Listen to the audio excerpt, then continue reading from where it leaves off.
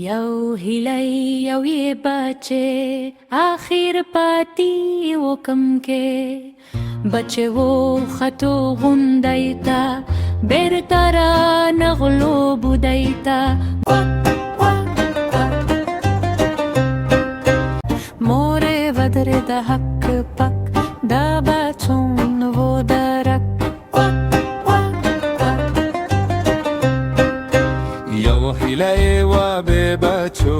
ګرځېده په غر اورګو بیا یې وکرله دعا چې بچي شي راپیدا